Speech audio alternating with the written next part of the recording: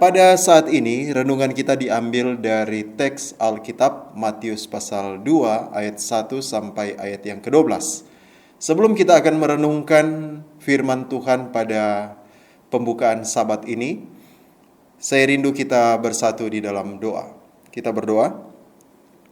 Allah kekal Bapa di sorga, di saat ini kami berdoa biarlah Engkau bersama-sama dengan kami ketika kami akan merenungkan akan firman-Mu.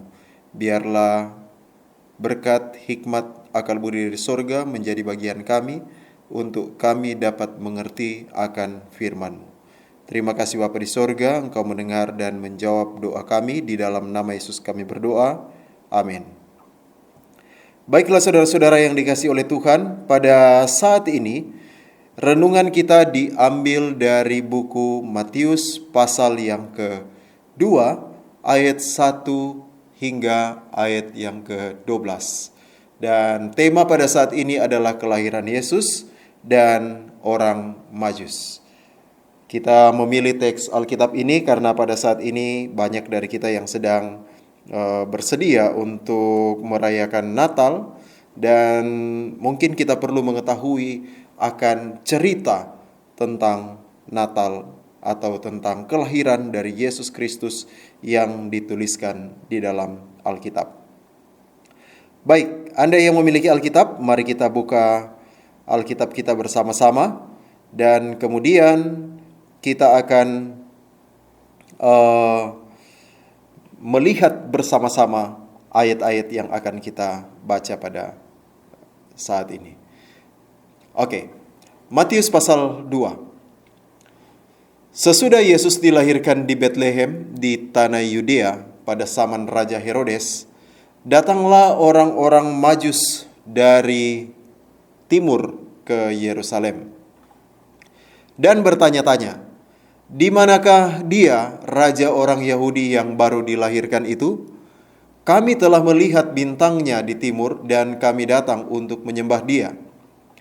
Ketika Raja Herodes mendengar hal itu, terkejutlah ia beserta seluruh Yerusalem. Maka dikumpulkannya semua imam, kepala dan ahli Taurat bangsa Yahudi. Lalu dimintanya keterangan dari mereka di mana Mesias akan dilahirkan. Mereka berkata kepadanya, "Di Betlehem di tanah Yudea, karena demikianlah ada tertulis dalam kitab Nabi, dan engkau Betlehem tanah Yehuda, engkau sekali-kali bukanlah yang terkecil di antara mereka yang memerintah Yehuda. Karena daripada mulah akan bangkit seorang pemimpin yang akan menggembalakan umatku Israel." Lalu dengan diam-diam Herodes memanggil orang-orang Majus itu dan dengan teliti bertanya kepada mereka, bila mana bintang itu nampak. Kemudian ia menyuruh mereka ke Betlehem, katanya, "Pergi dan selidikilah dengan seksama hal-hal mengenai anak itu, dan segera sesudah kamu menemukan dia, kabarkanlah kepadaku supaya aku pun datang menyembah dia." Setelah mendengarkan kata-kata raja itu, berangkatlah mereka dan lihatlah, bintang yang mereka lihat di timur itu mendahului mereka hingga tiba dan berhenti di atas tempat di mana anak itu berada. Ketika mereka melihat bintang itu, sangat bersukacitalah mereka. Maka masuklah mereka ke dalam rumah itu dan melihat anak itu bersama Maria, ibunya. Lalu sujud menyembah dia. Mereka pun membuka tempat harta bendanya yang mempersembahkan persembahan kepadanya, yaitu emas, kemenyan, dan mur. Dan karena diperingatkan dalam mimpi supaya jangan kembali kepada Herodes, maka pulanglah mereka ke negerinya melalui jalan lain. Di dalam Matius pasal 2 ayat yang ke-1 di sana dikatakan bahwa Yesus dilahirkan di Betlehem di tanah Yudea pada zaman Raja Herodes. Datanglah orang-orang Majus dari timur ke Yerusalem. Oke, mari kita mulai dari hal ini. Kenapa Yesus dilahirkan di kandang domba? Mungkin Anda bertanya-tanya, kenapa Yesus harus dilahirkan di kandang domba? Apakah ini karena dia menunjukkan kerendahan hatinya? Ya, itu benar. Tetapi apakah ada hal yang lain kenapa dia harus lahir di kandang domba? Kenapa dia tidak lahir di tempat yang hina yang lain dan harus di kandang domba atau tidak di kandang unta? Kan di sana kan ada kandang unta. Atau tidak di kandang yang lain. Saudara tahu kenapa? Karena dia, kata Yohanes, adalah anak domba Allah. Dan seluruh ritual orang Israel ketika mereka mempersembahkan domba, karena domba ini pada akhirnya akan merujuk kepada korban yang sesungguhnya, yaitu anak domba Allah.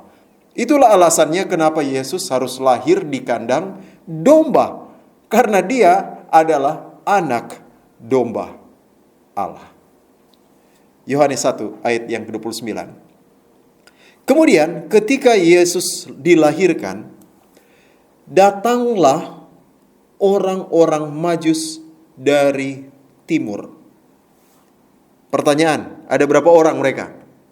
Saya tidak dengar jawaban saudara, tapi mungkin ada yang menjawab 3. Ya, karena Anda hanya melihat di gambar, bukan melihat pada Alkitab.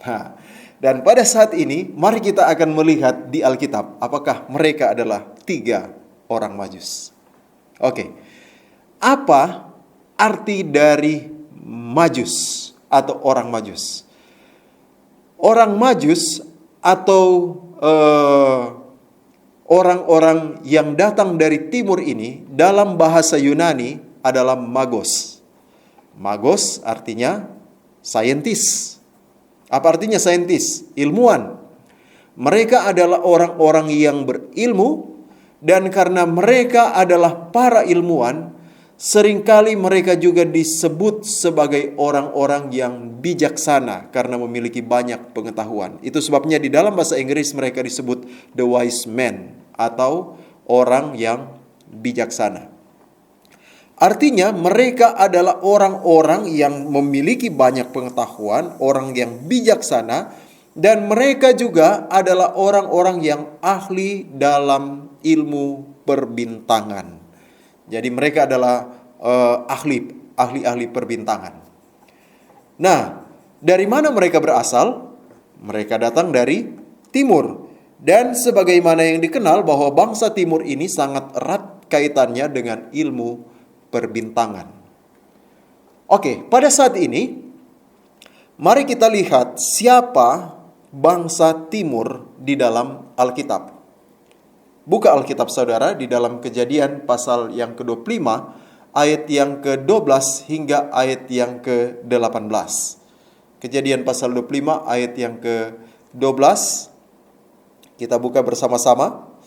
Kejadian pasal 25 ayat yang ke-12. Dikatakan, inilah keturunan Ismail, anak Abraham, yang telah dilahirkan baginya oleh Hagar, perempuan Mesir, hamba Sarah itu.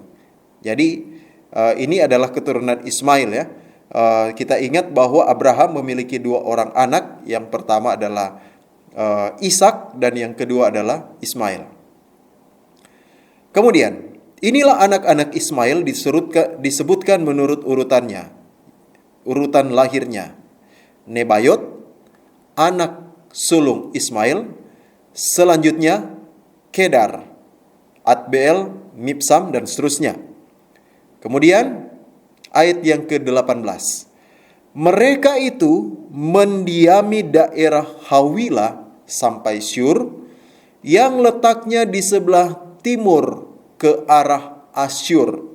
Mereka menetap berhadapan dengan semua saudara mereka.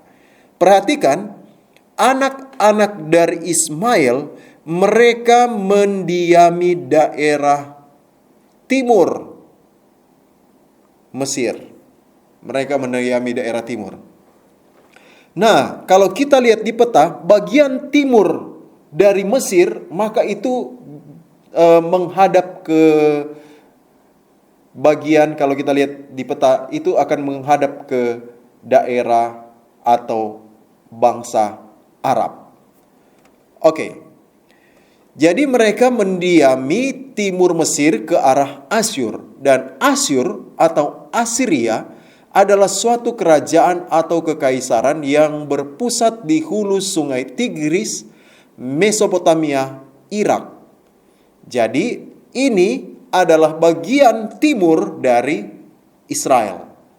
Jadi kalau kita sedang berada di Israel, maka kita akan melihat ke arah timur, maka kita akan melihat ke tanah Mesopotamia, di mana bangsa Asyur itu berada. Kalau sekarang itu Irak. Demikian juga dengan bangsa Arab, itu juga berada di sebelah timur atau bangsa Asyur. Jadi keturunan dari Ismail, yaitu Nebayot, Kedar, dan adik-adiknya, mereka itu mendiami negeri timur. Mendiami negeri timur. Oke, ingat ini yang pertama. Ismail, keturunannya Kedar, Nebayot, dan bangsa-bangsa yang lain, adik-adiknya yang menjadi suku bangsa, mereka mendiami daerah atau wilayah timur. Selanjutnya, Bilangan 23 ayat yang ke-7. Mari kita lihat Bilangan pasal yang ke-23, buka Alkitab saudara kalau sempat, ayat yang ke-7. Ini cerita tentang Balak bersama dengan orang-orang Midian. Balak, Raja Moab, bersama-sama dengan orang Midian. Mereka pergi kepada seorang petenung yang bernama Bileam. Dan Bileam ini dipanggil untuk datang mengutuki Israel. Dan ketika dia datang mau mengutuki Israel, apa yang dia katakan? Perhatikan ini. Dari Aram, aku disuruh datang oleh Balak, Raja Moab, dari gunung-gunung di sebelah timur. Kita ke Kejadian pasal 22, ayat yang keempat. Lalu berkatalah orang Moab kepada para tua-tua Midian, tentu saja laskar besar itu akan membabat habis segala sesuatu yang di sekeliling kita, dan seterusnya. Jadi orang Moab dan orang Midian, mereka takut karena Israel. Itu sebabnya mereka memanggil Balak. Dan Balak berasal dari timur, berdekatan dengan Moab dan juga Midian. Dengan kata lain, Midian dan Moab juga adalah bagian dari kerajaan atau wilayah timur. Jadi kita tahu bahwa daerah ini, kalau kita sedang di Israel, maka kita harus melihat ke arah timur untuk melihat ke arah Moab dan juga ke arah Midian. Jadi siapa orang-orang dari timur?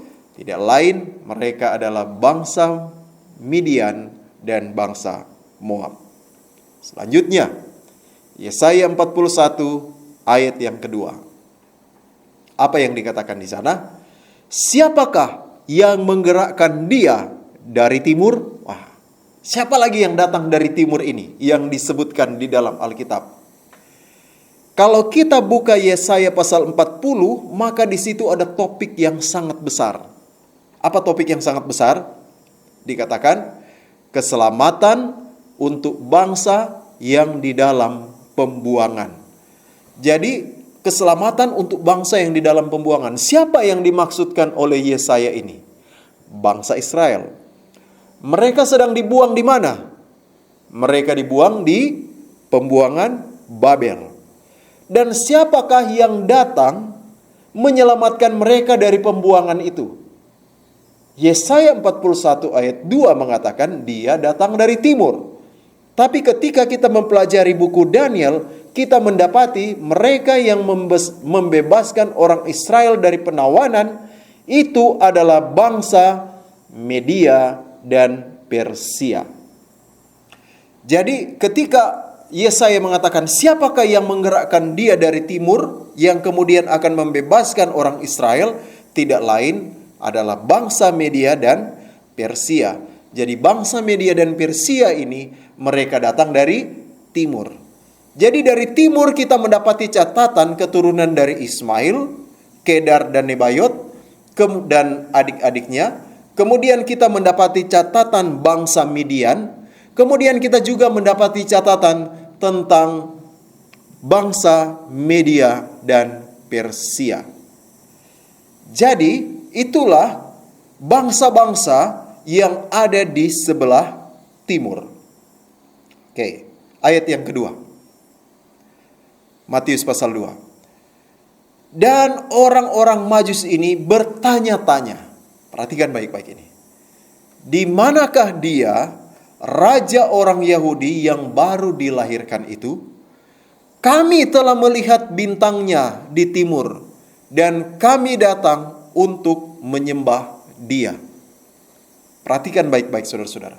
Mereka datang dari timur, tapi dengan sebuah kepastian yang sangat mereka yakini di dalam pernyataan mereka, di manakah dia, raja orang Yahudi yang baru dilahirkan itu. Kami telah melihat bintangnya di timur dan kami datang untuk menyembah dia.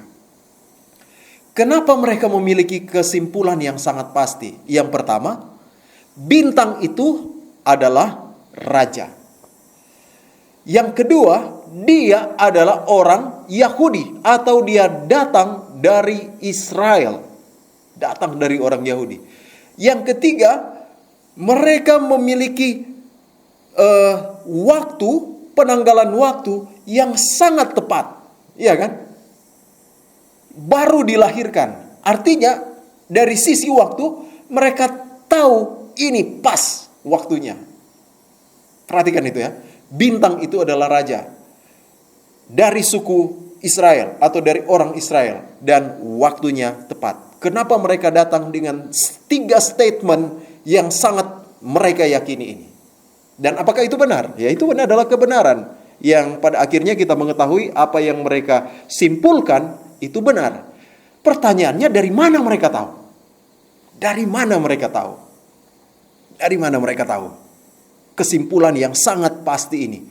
Bahkan orang Yahudi sendiri tidak memiliki atau tidak memperhatikan kesimpulan itu.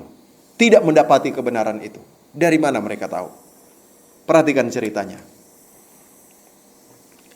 Mereka adalah ahli di dalam bidang perbintangan, ya kan? Mereka ahli perbintangan.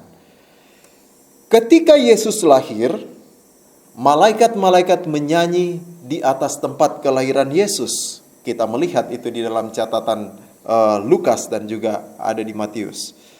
Dan ketika malaikat-malaikat ini menyanyi, sekumpulan malaikat yang besar ini begitu bercahaya. Dan ketika dilihat pada malam hari, seperti sebuah bintang yang sangat berkilau-kilauan.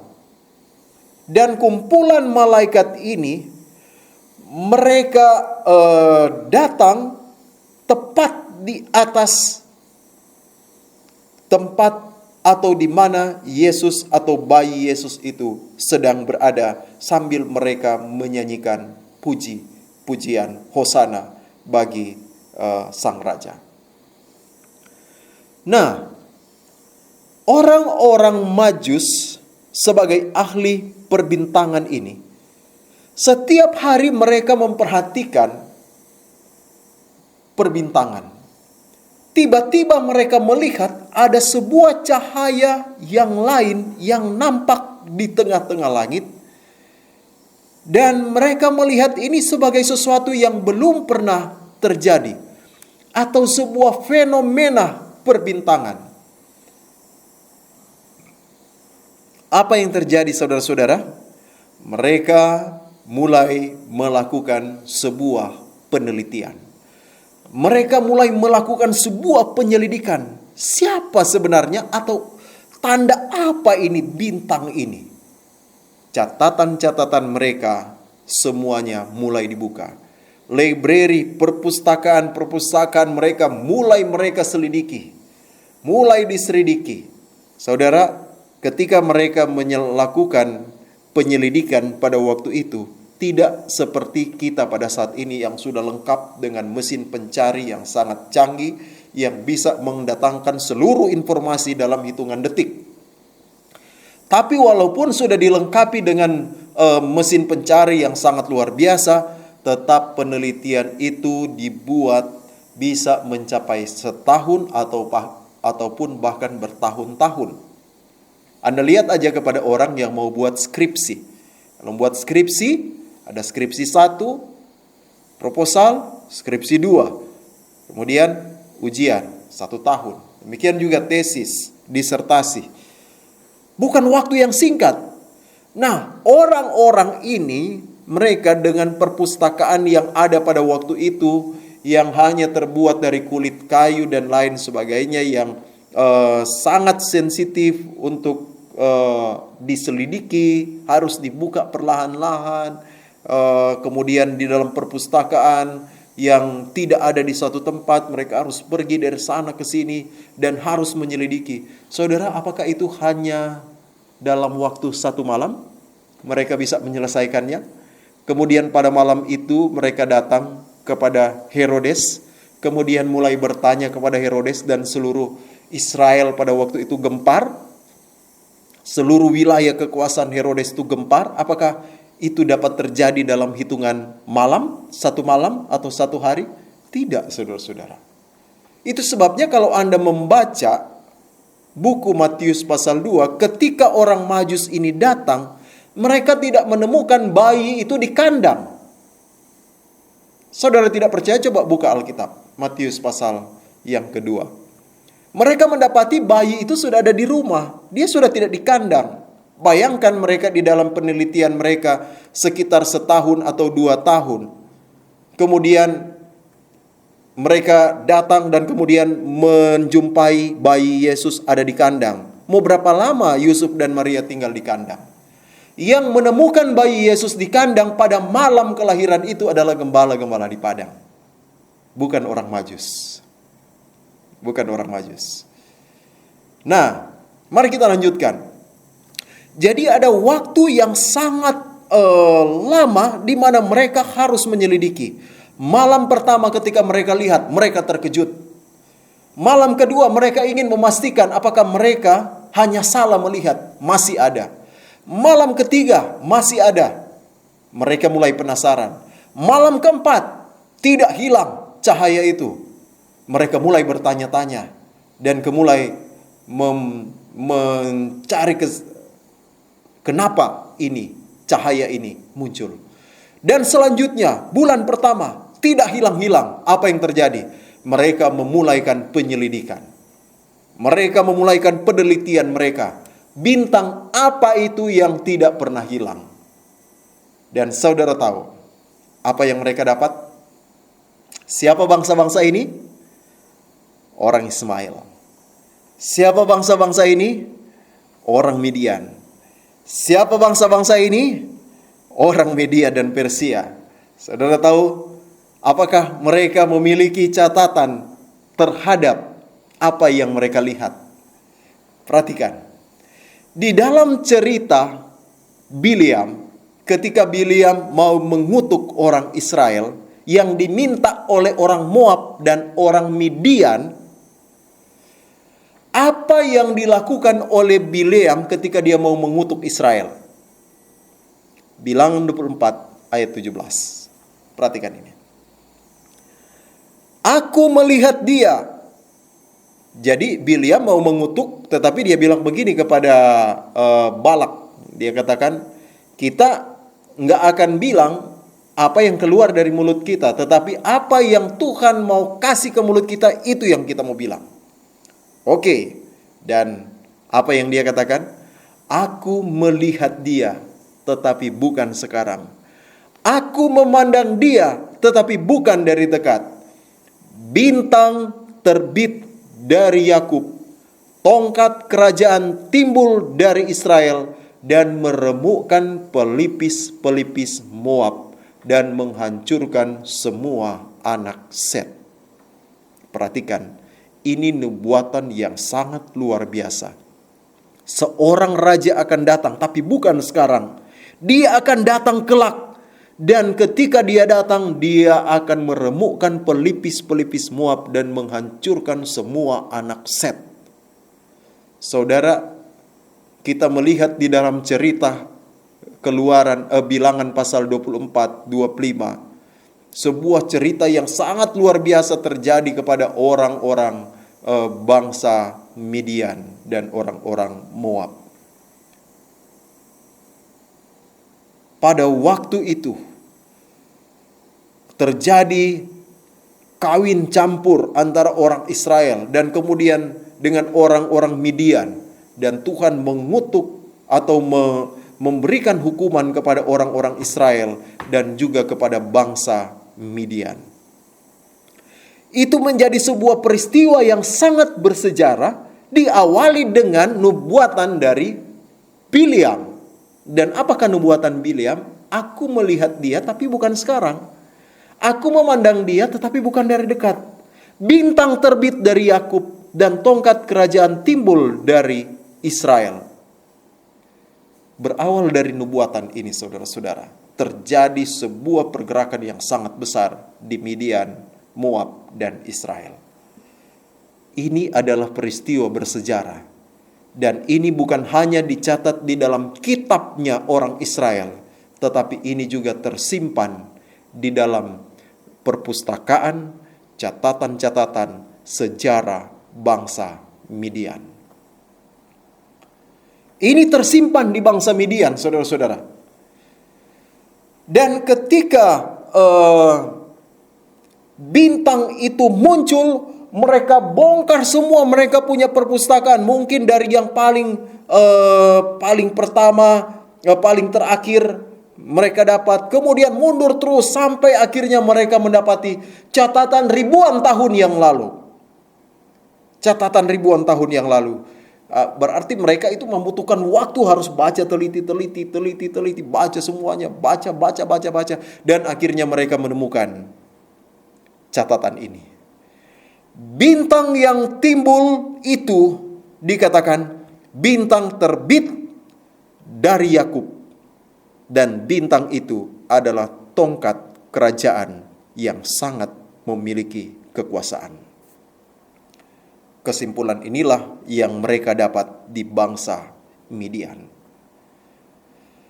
Ketika mereka dapatkan, betapa bersukacitalah mereka. Wow, ini raja yang sangat luar biasa. Kita harus datang dan memberikan penghormatan, karena dia kelak akan menjadi penguasa atas seluruh raja-raja di bumi. Karena dikatakan di sini kan, meremukkan pelipis-pelipis Moab dan menghancurkan semua anak Set. Jadi mereka datang mau memberikan persembahan kepadanya, mau menyembah dia, mau mengabdi kepadanya. Karena mereka tahu kekuasaan yang dimiliki oleh bintang ini. Karena mereka melihat ternyata nubuatan itu digenapi. Ketika mereka menemukan kesimpulan itu, menjadi heboh. Dan hal ini juga sampai kepada bangsa Ismail yang juga ada di daerah timur. Apakah hal itu dikuatkan? Kita lihat di dalam Keluaran pasal 22 atau Kejadian pasal 22 ayat yang ke-18. Bahwa Tuhan mau memberkati bangsa atau keturunan dari Abraham. Tuhan mau memberkati keturunan dari Abraham. Namun keturunan daripada Abraham ini bukan melalui Ismail, tapi Ishak. Dan di dalam Kejadian 49 ayat 10 di sana dikatakan bahwa tongkat kerajaan tidak akan beranjak dari Yehuda. Artinya dari Ishak, Yakub, kemudian dari suku Yehuda, yang kemudian menjadi orang Israel pada masa itu. Bangsa Ismail, mereka mengetahui catatan ini karena mereka adalah keturunan Abraham yang menerima janji itu. Jadi pada mereka juga ada catatan bahwa di Israel, di Yehuda akan muncul tongkat kerajaan yang tidak akan beralih dari suku Yehuda. Kejadian 49 ayat 10. orang Israel memiliki catatan tersebut. Hal itu diperkuat kemudian dengan catatan dari Media dan Persia. Apa yang ada di Media dan Persia? Mari kita buka di dalam Daniel pasal yang ke-9 ayat yang ke-1. Daniel pasal 9, kita buka ayatnya yang ke-1. Pada tahun pertama pemerintahan Darius anak Ahasweros dari keturunan orang Media yang telah menjadi raja atas kerajaan orang Kasdim. Perhatikan, orang Media, Persia, ketika mereka berkuasa di atas pemerintahan Raja Ahasweros, pada waktu itu Daniel mendapatkan sebuah penglihatan. Dan apa penglihatannya, saudara-saudara? Kita baca itu di dalam Daniel 9 ayat yang ke-24. Perhatikan baik-baik. 70 kali 7 telah ditetapkan atas bangsamu dan atas kotamu yang kudus untuk melenyapkan kefasikan, untuk mengakhiri dosa, untuk menghapuskan kesalahan, untuk mendatangkan keadilan yang kekal, untuk menggenapkan penglihatan dan nabi, dan untuk mengurapi yang maha kudus. Maka ayat 25, ketahuilah dan pahamilah, dari saat firman itu keluar, yakni bahwa Yerusalem akan dipulihkan dan dibangun kembali, sampai pada kedatangan seorang yang diurapi, seorang raja, ada 70 kali 7 masa dan 62 kali 7 masa. Saudara, apa artinya ini? Dikatakan pada saat firman itu keluar atau perintah itu keluar untuk membangun Yerusalem, dan perintah itu keluar untuk membangun Yerusalem,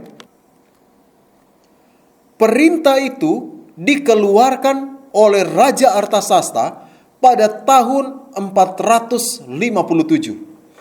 Dan dari perintah itu dikatakan, dari perintah itu dikeluarkan untuk membangun Yerusalem sampai pada kedatangan seorang yang diurapi seorang raja. Kata seorang yang diurapi dalam Alkitab bahasa Inggris the Messiah atau Mesias. Sampai kedatangannya seorang Mesias atau seorang raja, ada 7 kali 7 masa dan 62 kali 7. 7 kali 7, 49, artinya ada 49 tahun. Dan 62 kali 7, 434, artinya adalah 433 tahun. Jadi perintah itu adalah 7 kali 7 dan kemudian 62 kali 7. Dan mereka mendapati ketika mereka menghitung dari tahun 457, maka itu akan jatuh di era di mana mereka sedang berada. Saya perhatikan itu. Dan catatan ini ada di bangsa Media Persia, bahwa di sekitar tahun itu maka akan ada seorang raja, seorang Mesias yang akan lahir. Kenapa catatan ini ada di Persia? Karena Daniel mendapatkan penglihatan ini pada saat dia berada di Media Persia. Jadi catatan ini bukan hanya tersimpan kepada orang Israel, tetapi juga di dalam perpustakaan orang Media dan Persia. Perhatikan saudara-saudara, para ilmuwan yang ada di Kedar dan Nebayot, para ilmuwan yang ada di Midian, para ilmuwan yang ada di Persia, mereka menyatukan catatan mereka, mereka menyatukan penelitian mereka, akhirnya mereka tiba pada sebuah kesimpulan. Bintang itu adalah raja dari Yahudi, datang dari orang Israel, dan dia datang pada waktu ini.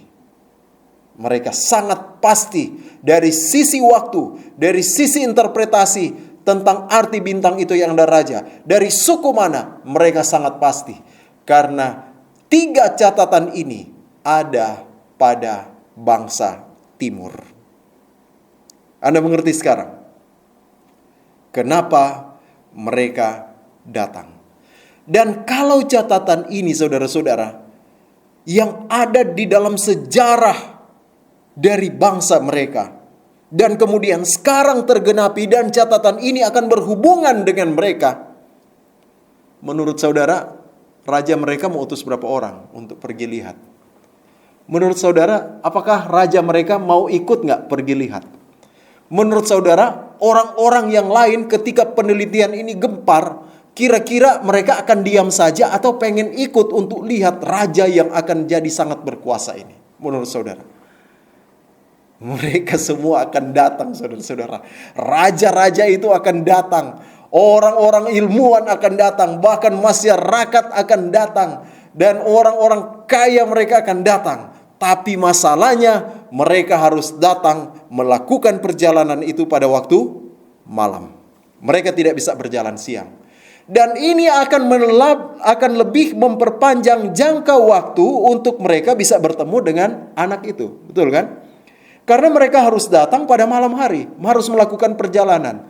Itu sebabnya dari sisi penelitian sudah lama. Kemudian mereka mau mengadakan persiapan dan sekarang harus mengadakan perjalanan. Dan banyak orang mereka akan melakukan perjalanan. Dan perjalanan itu harus dilakukan pada malam hari. Ini bukan perjalanan yang pada malam itu langsung tiba. Apakah sekarang saudara mengerti kenapa Raja Herodes pada akhirnya memberikan sebuah perintah untuk membunuh sebuah bayi, semua bayi yang berusia 2 tahun ke bawah? Karena waktu yang mereka butuhkan dari penelitian awal sampai pada kesimpulan itu berbulan-bulan dan mungkin tahun. Skripsi sekarang aja 1 tahun. Dan kemudian sekarang mereka mau melakukan perjalanan. Banyak orang dan hanya waktu malam mereka boleh mengadakan perjalanan dari timur. Dan kalau kita lihat perjalanan dari bangsa timur ke Israel, kemudian dibandingkan dengan Mesir ke Israel, masih perjalanan dari timur yang memakan waktu lebih lama daripada perjalanan dari Mesir orang Israel ke Israel. Artinya mereka akan memakan waktu yang sangat lama. Kemudian mereka mendapatkan sebuah kesimpulan bahwa itu adalah raja. Tidak heran di dalam ayat yang ketiga di dalam buku Matius dikatakan ketika dia melihat rombongan ini datang. Bukan 3 orang Majus ya saudara-saudara. Kalau 3 orang Majus, ada 3 orang aneh naik unta datang di Roma sana, kemudian bertanya-tanya di mana itu raja yang baru lahir. Contoh aja Anda sekarang, ada 3 orang datang kan di rumah Anda, kemudian boleh tanya ada raja lahir. Kira-kira mau gempar nggak kota Tomohon atau kota Manado atau kota Jakarta? Enggak kan? Nggak akan gempar. Tapi bagaimana kalau presiden dari Amerika datang bersama dengan orang-orang dari Amerika, presiden dari Cina datang, kemudian presiden dari Australia datang bersama dengan pasukan berbanyak-banyak datang ke Indonesia, gempar nggak Indonesia? Gempar. Presiden Indonesia akan terkejut, rakyat Indonesia akan terkejut. Itulah kenapa di dalam Matius pasal 2, Herodes dan seluruh Yerusalem mereka terkejut. Mereka terkejut. Anda ingat berita ini pernah dibawa 2 tahun sebelumnya oleh para gembala ketika Yesus lahir. Dan ketika gembala menyampaikan ke seluruh kota apa yang mereka lihat dan apa yang mereka ketahui, bagaimana respons kota? Heran. Loh, kok mereka nyampain berita ini? Ya nggak benar kayaknya.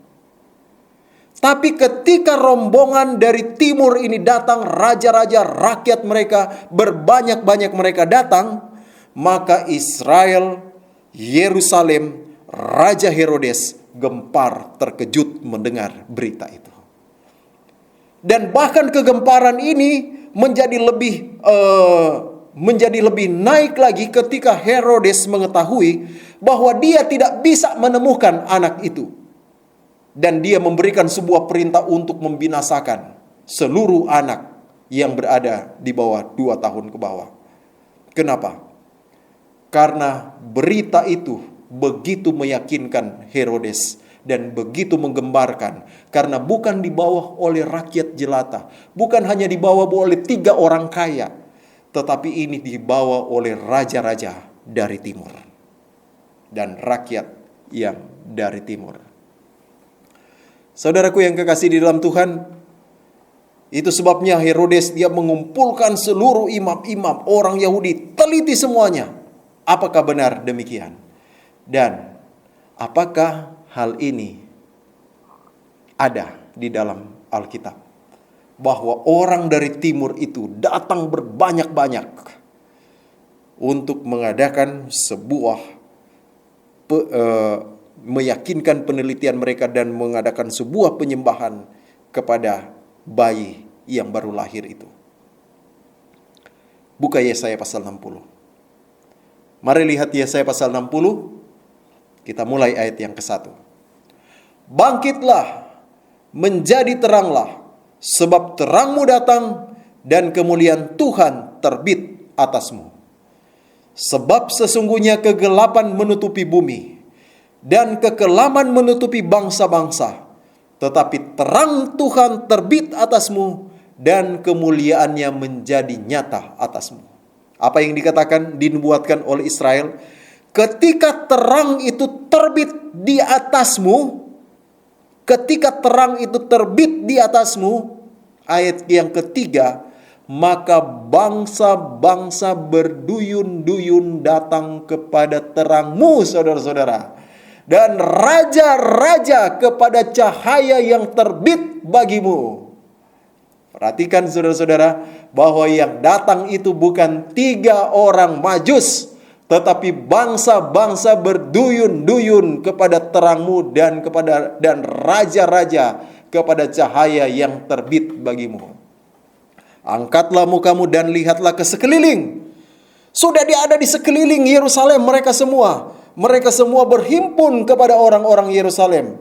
Anak-anak laki-laki datang dari jauh dan anak-anakmu perempuan bahkan digendong. Mereka datang mau menyembah raja yang baru lahir itu. Pada waktu itu engkau akan heran melihat dan berseri-seri. Engkau akan tercengang dan akan berbesar hati. Sebab kelimpahan dari seberang akan beralih kepadamu dan kekayaan bangsa-bangsa datang kepadamu. Ayat 6, perhatikan baik-baik. Sejumlah besar unta menutupi daerahmu. Unta-unta dari Midian. Anda sudah lihat sekarang bangsa Midian ada di sini? Eva, mereka semua akan datang dari Sheba, akan membawa emas dan kemenyan dan memberitakan perbuatan masyhur Tuhan. Ayat 7 perhatikan. Segala kambing domba, Kedar, akan berhimpun kepadamu. Domba-domba jantan Nebayot, keturunan Ismail, akan tersedia untuk ibadahmu. Semuanya akan dipersembahkan di atas mezbahku sebagai korban yang berkenan kepadaku, dan aku akan menyemarakkan rumah keagunganku. Saudara lihat ini, bahwa yang datang pada waktu itu dari bangsa Midian, Kedar, dan Nebayot, di mana mereka dan bangsa-bangsa timur, di mana mereka memiliki terang tentang bintang timur itu. Mereka memiliki terang tentang cahaya yang timbul di atas itu. Saudara-saudaraku yang kekasih di dalam Tuhan, ketika Yesus datang pada kali yang pertama, pada waktu dia lahir di kandang domba sebagai anak domba Allah, maka bangsa-bangsa dari timur ini, mereka datang dan menyembah dia. Dan mereka bertemu dengan dia dengan ungkapan syukur yang tidak terkatakan. Berbulan-bulan bahkan bertahun-tahun mereka menyelidiki dan menantikan, dan sekarang mereka melihat dia di hadapan mata mereka. Betapa bersukacitanya mereka ketika melihat anak itu di rumah di mana mereka menemukan anak itu. Mereka begitu bersyukur dan mereka memuji dia mempersembahkan korban syukur kepadanya, emas, kemenyan, dan mur. Mereka bawa itu kepada Tuhan. Di dalam ayat yang ke-6, mereka membawa emas dan kemenyan serta memberitakan perbuatan masyhur Tuhan seperti yang dibawa oleh orang-orang Majus ini. Perhatikan saudara-saudara, dari sini kita mendapati ada 3 golongan pada waktu itu. Yang satu dapat bertemu dengan Tuhan, tapi yang 2 lagi tidak. Golongan yang pertama adalah golongan dari orang Majus. Golongan dari orang Majus ini adalah golongan orang yang memperhatikan tanda-tanda di alam.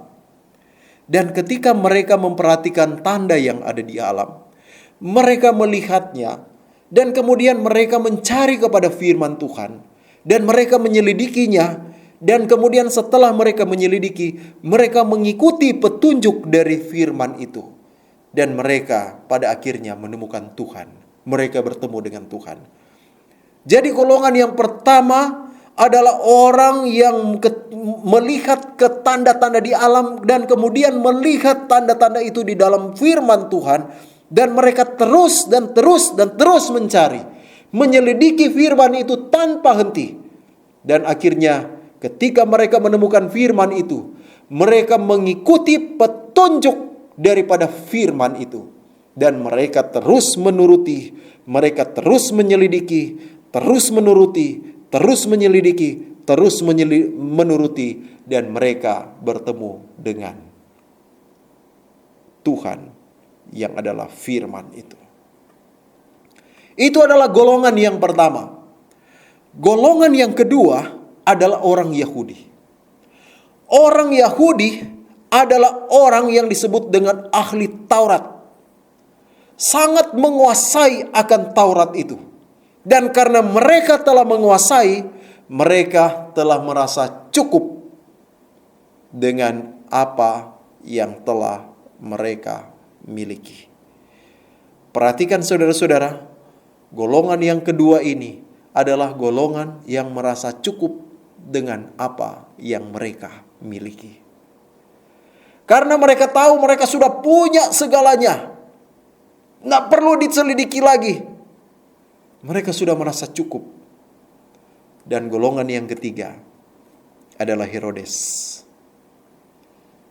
dan para pengikutnya. Golongan ini, mereka benar-benar tidak tahu. Dan hanya mau cari tahu pada waktu yang sudah terlambat. Atau lebih tepatnya, mereka adalah golongan yang tidak tahu dan tidak mau tahu, dan hanya mau cari tahu kalau sudah terlambat. Sudah berapa lama Raja Herodes bersama orang Yahudi? Sudah cukup lama. Tetapi kenapa dia tidak cari tahu, ada nggak raja yang lahir dari kalian di waktu-waktu sebelumnya? Jadi dia tidak mau tahu. Nanti dia mau cari tahu ketika sudah terlambat. Dan dia tidak bertemu dengan Yesus. Orang Yahudi tidak bertemu dengan Yesus. Orang Majuslah yang bertemu dengan Yesus. Siapa orang Majus? Mereka yang terus mencari, menyelidiki firman Tuhan, melihat tanda di alam, membandingkannya dengan apa yang dikatakan firman Tuhan.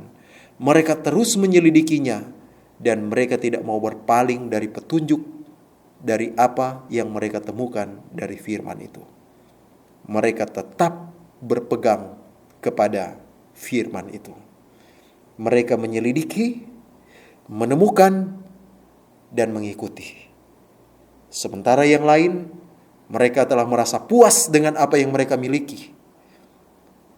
Sementara pihak yang lain, mereka merasa tidak perlu untuk menyelidiki dan tidak mau tahu. Tetapi mereka mencari tahu ketika waktunya sudah terlambat. Saudara, di kelompok mana kita sedang berada? Di bulan-bulan seperti ini banyak orang Kristen merayakan tentang kedatangan Kristus yang pertama. Tetapi hal yang lebih penting adalah kalau kita dapat bertemu dengan Dia pada waktu kedatangannya yang kedua. Apakah kita siap untuk itu? Dan bagaimana kita mempersiapkan?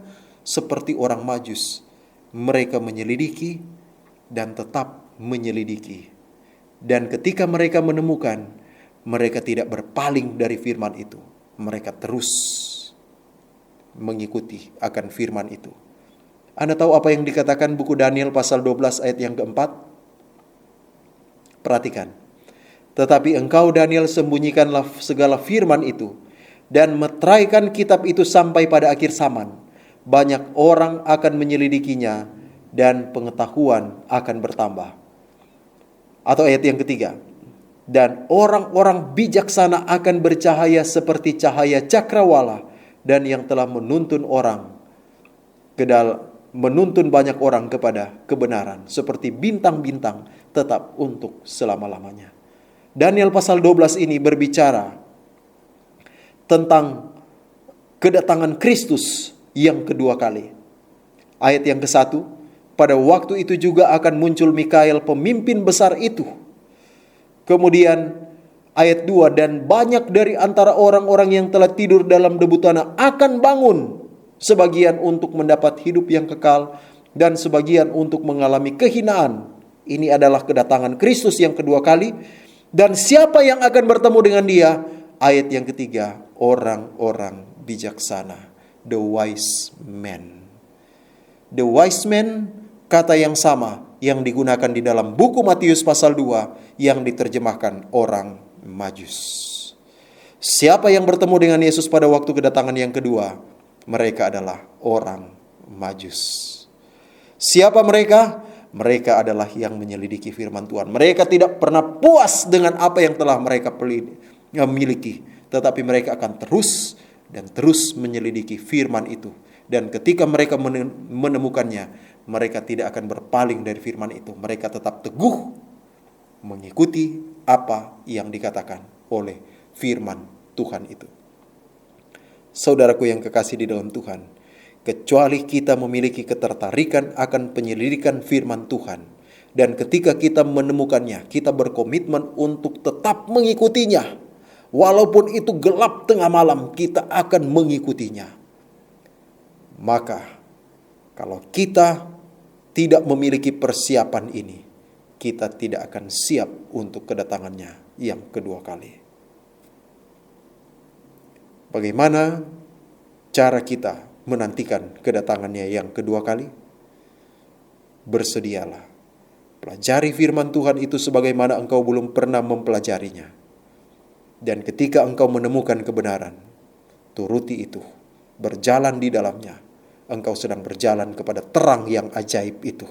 Dan engkau akan bertemu dengan Dia pada waktu kedatangannya. Mari kita berdoa. Terima kasih Bapa di sorga untuk firman pada pembukaan Sabat ini. Biarlah firman ini akan memberkati kami, mempersiapkan kami untuk kedatangan Tuhan yang sudah semakin dekat. Memberkati seluruh pendengar yang mendengarkan pekabaran ini. Berikan mereka kekuatan. Berikan mereka kerinduan untuk menyelidiki firman Tuhan itu. Dan tuntun mereka kepada kebenaran firman-Mu. Dan berikan mereka kuasa untuk mengikuti berjalan di dalam firman-Mu. Sehingga mereka akan terus berjalan.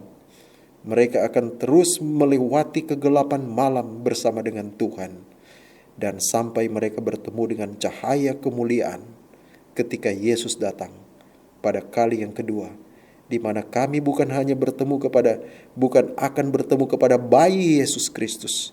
Tetapi dengan Raja alam semesta. Raja atas segala raja. Yesus Kristus yang datang dalam kemuliaannya. Terima kasih Bapa, Engkau akan bersama dengan kami, menolong para pendengar yang berada di tempat mereka masing-masing. Di dalam nama Yesus kami berdoa. Amin.